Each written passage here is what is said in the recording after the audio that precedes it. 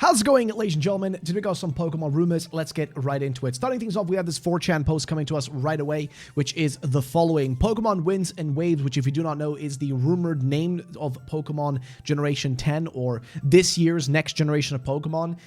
Also codenamed Gaia, supposed to be set in Southeast Asia. But essentially they say Pokemon Wind and Wave. Disclaimer, these are not official sketches. They have a picture here of what's supposed to be, I guess, 3 different Pokemon. A little bat, a little snake, and a little monkey.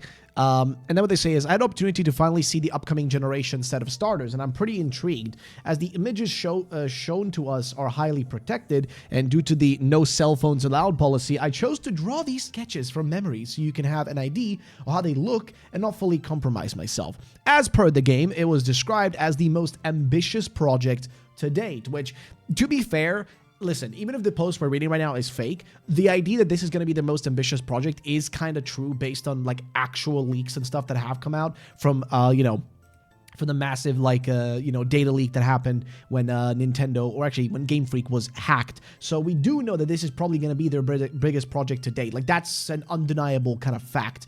The protagonists were described as much older than previous protagonists, apparently late teens, which, I mean, that's fine. Actually, wait, older than the previous, that's weird, because I could have sworn in the leaked data that came out, they said that the protagonists were going to be back to, like, being young, like, protagonists again. So that seems a little conflicting. I mean, maybe I'm crazy, but it seems a little conflicting to what I heard. So I don't know, Chief. That sounds a little off to me. But I mean, who am I to say, right? Like, what do I know? I don't know nothing. But either way, then they say that apparently the intention behind this decision is to bring back the older fans. Okay, well, that's a bit odd, because let me be real with you right now. I'm gonna just outright say it. That's not what you're supposed to be doing. Like, listen. The old fans, like if we're talking about, like, if he says older fans, I don't know if that refers to, like, fans from the past who have grown up now, like myself and a lot of people from even, like, beyond my generation and, slightly before my generation. That's not really the people that you need to, like realistically here. I'm just being, like thinking about this logically from a business perspective, not from a any other perspective, from a business perspective. Those people are still there for the most part, right? Like, a lot of people that buy Pokemon games are not young kids anymore. It's more so, I mean, there are new people coming into the franchise, obviously. I've noticed that with my own comment section sometimes, or in the past when I talked about new generations of Pokemon, and, like, when we talked about Gen 10 back in 2024 and 2025, I would have comments on streams and stuff being like, what do you mean by new generation? What does a new generation mean? Are you talking about, like, a remake or something? And I'm like, how do you not understand what a new generation is? Because a lot of people are new, right? There's definitely a lot of new people, but that's the thing. You cannot just rely on the old generation of people and older fans. Obviously, you need to make sure that they're happy too, because you want to keep them around for longer. You want them to teach their own children to be into this franchise and kind of make it almost a generational thing, right? From a business perspective. But you need to make sure that the new people coming in are more than anything happy, right? You got to make sure that the newcomers, and there are newcomers coming in, because I do feel like Pokemon at the moment is kind of struggling in some way. If you guys haven't noticed it, I'll talk about this a little bit later, but I do feel like Pokemon is struggling a little bit, because a lot of the community around Pokemon is kind of a mix of many things, right? You have people who only interact with the Pokemon TCG, or people who only do a competitive play like VGC, people who only play the mainline games on release, and that's it. People who only watch the anime. Like, you have people that interact. Like, Pokemon is such a massive multimedia franchise. It's not just one thing. The games are only a small section of what Pokemon is. So there's so many different people interacting with it, but I have noticed, and I'm just going to say it, I do feel like there's been a lot of, like, especially in the recent few years, there's been a lot of, let's say, tourists or grifters who've came by into Pokemon. People that have never even played a single Pokemon game, right? People who just never had any interaction with these franchises and stuff, who've come through and don't really care about Pokemon, but are just trying to sort of, I don't know, benefit off of it. I think the best example would be scalpers coming into Pokemon. And I feel like what that's kind of done is actually push a lot of people away from Pokemon. Me, for example, I used to like the TCG. I used to like actually buying some cards with my girlfriend and just opening it for fun. It's just for fun, right? Like, we didn't really, like, sell the cards or anything like that. We still have them. We just got a giant box in the garage filled with cards. We never really did much with them. We just opened them for fun. It was fun to collect them. I have a few cards literally up there that I'm just kind of, like, displaying because I like them. I got, like, a Lugia card that I was gifted, which I love. But, like, I've stopped buying cards personally because it's too expensive. and I'm not going to be paying like 150 euro or like whatever, like 150 bucks, 100 bucks, doesn't even matter. As long as it's like above 40 bucks, I'm not paying that for an ETB. Okay, it's ridiculous. And I do feel like that's kind of like, this is kind of like general cultural thing nowadays, just in general in the world, where people just kind of jump from hobby to hobby, and Pokemon was one of those things where it was already massive, and then it became even more massive, and I feel like now it's sort of starting to, like, people are starting to kind of dislike Pokemon by association of what these people are doing to it, which really sucks. So I do hope that this game can kind of bring like a beautiful light into this franchise that isn't just like nasty scalpers and, you know, people just being negative all the time. Because again, I do think Pokemon needs to be criticized. Like the actual games, they need criticism. Otherwise, they will never get better if we don't say they are doing things wrong. However, I do feel like there's been a massive rise in just, and again, I'm guilty of like criticism and stuff like that, but I feel like there's been a massive rise, and there's people coming in, and, you know, again, I'm guilty as well. I make money off of Pokemon. My job is to talk to you about Pokemon, but I do feel like there's been a weird shift. Either way, a presentation was shown apparently. So while rejoicing new viewers, a presentation was shown. To the shock of us all, the region was previously inspired by Japan. That does not sound true to what we know, but again, I'll just keep reading. Mainly the Chubu and Tohoku areas, but later reworked to Southeast Asia, excluding areas related to Oceania. No further details on gimmicks, characters, and upcoming Pokemon were disclosed. Okay. As a plot summary, we were just told that the main protagonist is on a holiday from a distant region, which is true to what we actually know from the real leaks that have been confirmed. So that's fair. After their mother wins the prize. However, she also gets involved in key plots. Images from the region's gameplay were shown, and it is massive, tropical, vibrant, and diverse. The inspiration behind the starters, which are these, you know, 3 right here, are the following: the greater short-nosed fruit bat, which is grass type, the Malaysian red bamboo snake, fire, and the crab-eating macaque, which is I think a monkey, right? Like a macaque is like a form of a monkey, right? Water type, which means like we'd be getting like another monkey starter, which would be like the 3rd one to complete the trio, because then you have a fire one with Chimchar, a grass one with Grookey, and a water one with this monkey, if true. Again, I think it would actually make sense in some weird way. On another note, as we celebrate, let's see. Oh yeah, right. So I think this was, if I'm not mistaken, I think this was like the thingy Pokemon actually won just the other day. If I'm not mistaken, there's like a game award. Yeah, the Pokemon Company receives the Andrew Yoon award. So yeah, this literally happened just the other day. And I think there was a whole thing about like the Pokemon's president coming in and saying some stuff. But yeah, the 15 New York Game Award has awarded Andrew Yoon Legend Award to the Pokemon Company. Andrew Yoon Legend Award recognizes game changers in the video game industry, of which the Pokemon Company is undeniably one of them. The Pokemon Company president and CEO Tsunekazu Ishihara accepted the award on behalf of the company and gave an acceptance speech where he spoke about the history of the franchise and what's coming for the series. And then here we can see the Pokemon Company president Ishihara, shared by Stealth. The Pokemon President Ishihara spoke at the New York Game Awards. He accepted the Andrew Yoon Award on behalf of the current owners of the Pokemon Company, that being Game Freak, Creatures, and Nintendo. He talked about producing the next game in the series, which is pretty interesting. So we're just gonna skip forward here, and we can just literally look through this really quick here. Just this award and like what that kind of implied. It's just really hard for me to like show you because my screen is like it's kind of hard to read it. But yeah, today I'm grateful to accept this prestigious award. I would like to extend my deepest thanks to the committee or whatever, to our current business. Oh yeah, here. To our current business partners who have been involved with Pokemon, yada yada yada. Of course, to all our fans around the world who enjoy Pokemon, thank you for your support. Who have helped create and nurture and elevate Pokemon. Would not exist without unwavering enthusiasm, developing the series. Who have worked tirelessly to create the world of Pokemon. You get the point. So I want to see if, like, when I started out, I never would imagine I'd be in an industry for such a long time and such a degree. I do wonder, though, when he's going to step down, by the way. That is a big question as well, because this man has been around forever now as the president of the Pokemon Company. Keep in mind, the Pokemon Company is owned and, like, it runs on its own, but it is owned by Creatures, Game Freak, and Nintendo, right? Like, Creatures, Game Freak, Nintendo. Yeah, those are the 3 that own it. So they have, each of them owes like 1/3 of the company, like 33% of like the Pokemon brand is owned by those three. And then the Pokemon company is literally just a company that was, it's like a shell company of sorts, right? A company that was made specifically to do the day-to-day shit, right? Because like Game Freak would be focused on making the games, Creatures would be focused on anything to do with, the card games and stuff like that, 3D model development, things of that nature. And then Nintendo is just the publisher, right? They publish the games and they give the resources needed and potentially money influx, right? If they need money for like a project, they pump money into them to make that project or whatever else. And all three of those oversee and basically are basically the end-all be-all decision makers of what the Pokemon company does, which the Pokemon company is just a company that exists to listen to the three of them and do their bidding. So yeah, but yeah, they say they took a great deal of trial and error to figure out how to actualize the IDs with limited resources we had available. And then of course, let me see, what did I talk about here? In the end, it took 6 years to complete the first two games, Red and Green, which is kind of crazy if you think about it, man.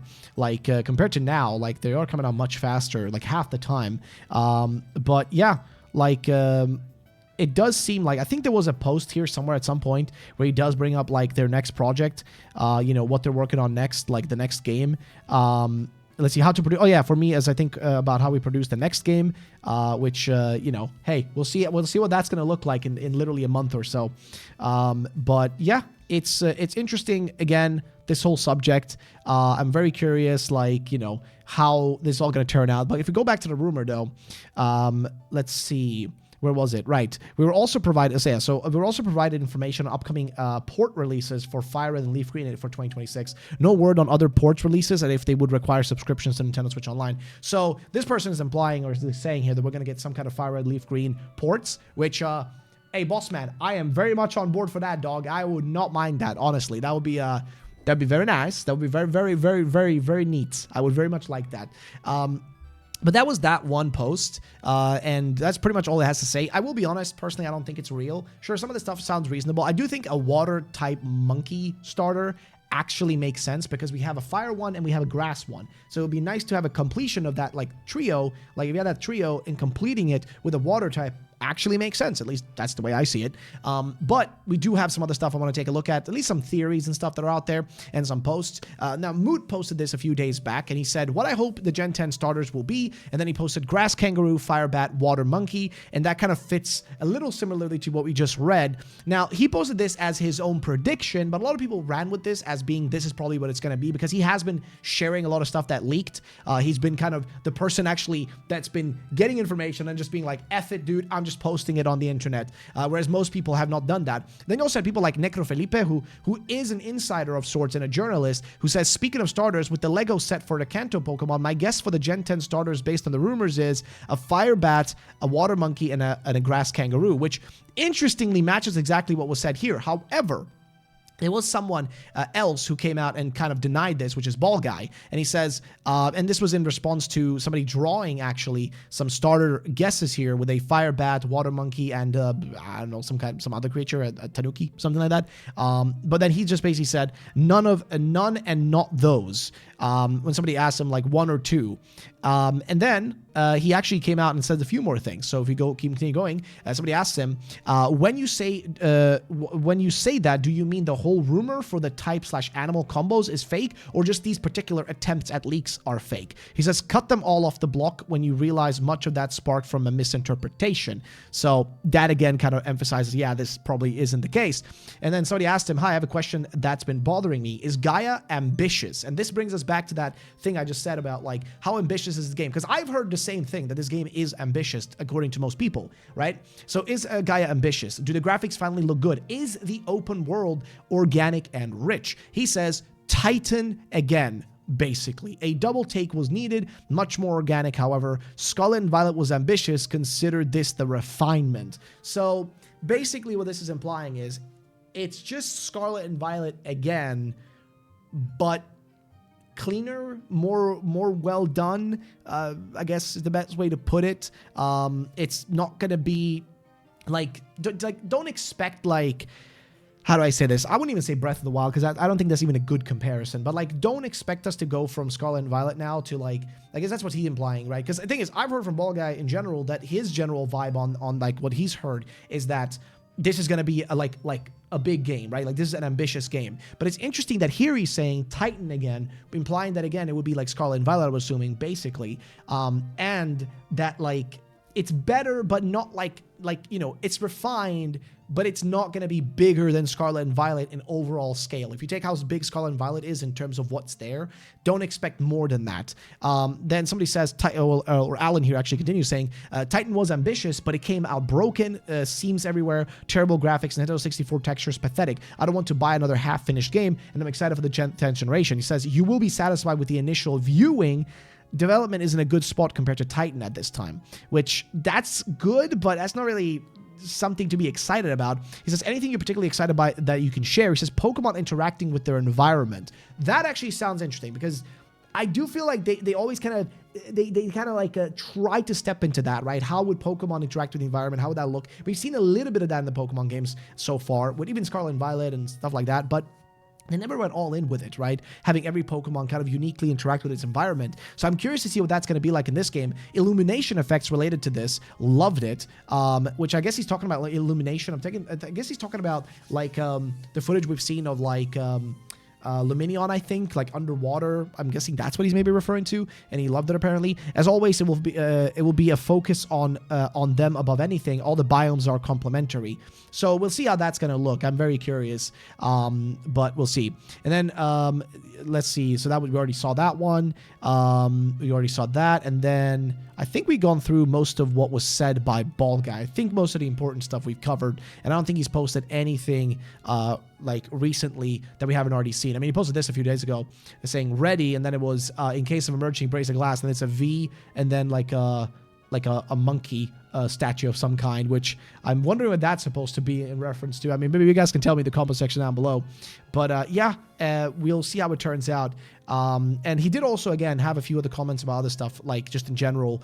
For example, somebody here said, Villanelli says, do you know if Gaia utilizes a turn-based or real-time battle system? I'd really like to know. He says, the greatest example I can provide for this is more seamless version of PLA's combat. So if you know PLA, it's still turn-based, but you can still kind of move your character around during battle, or kind of like, it's more a dynamic battle, right? So you're not stuck in like a specific battle screen like in Scarlet and Violet. So he's saying something like that, automatically occurring battles, free roam movement with a plethora of additions from ZA, such as area of let's see, AoE, so area of effect, I guess, effect. It's just confusing me because it says effects right afterwards. So AoE effects for moves. TLDR, it is turn-based, yes, and the best possible implementation of it, which is good. But yeah, we'll have to wait and see how that actually turns out and what that's going to you know, be like. But yeah, I don't know, man. It's very curious. It's a very curious situation, to be real with you. But I think that kind of leaves us in some interesting spot in regards to that. But also, we did have, of course, like I was going to talk about this anyways, but here it is. This video is beautiful, really getting the 30th anniversary fever. But also, I'm seeing this. What are these figures behind Ishihara? And then there are a few like interesting statues behind him, and a few people did like kind of try to speculate what it could be. They're guessing here it's like what, Maractus, which I guess it is. Yeah, it kind of looks like it. Would be funny if Maractus got a regional form. That actually would be pretty neat. I'm not gonna lie. But yeah, we'll have to wait and see how that goes. And yeah, I think that pretty much summarizes that section of things. Next, though, we do have this leak theory from Soul, who says, I don't imagine we'll get many Australian-themed Pokemon after seeing how many Southeast Asian Pokemon were in Alola. I guess that's what he means, like Southeast, right? Maybe 2 or 3 is a possibility.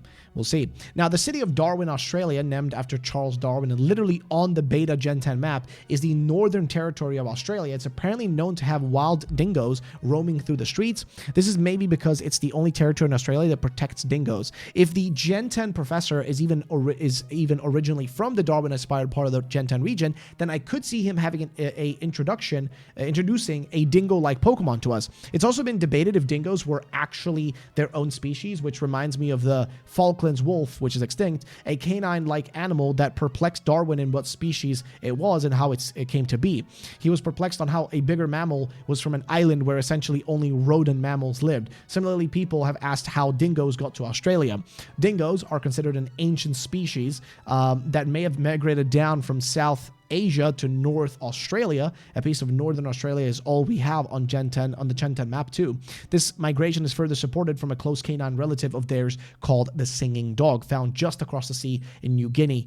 Just too many connections for me to ignore, lol. But yeah, again, will we see some sort of dingo Pokemon? I don't see the possibility of it not being the case, right? I don't see why it wouldn't be possible. Again, I do doubt that we're gonna get like straight up like, you know, like we're not gonna get like every creature, you know, animal, whatever that you can find within Southeast Asia or Oceania or Australia or any of that, like that space. Like I doubt we're gonna get all of those like animals you can imagine, or like the more generic ones. But I do think they will kind of pick out a few things like culturally and stuff like that, because that's what they usually use for the decision making and design behind Pokemon. So I do think that's a massive possibility. But again, that's all up in the air at the moment, so we'll have to wait and see. But yeah, I think that pretty much summarizes that. I think we've gone through most of the important stuff. So yeah, that's gonna be it for me. Thank you all for watching, and I'll see you guys in the next video, which hopefully will be tomorrow. So yeah, have a great day, and bye-bye, ladies and gentlemen.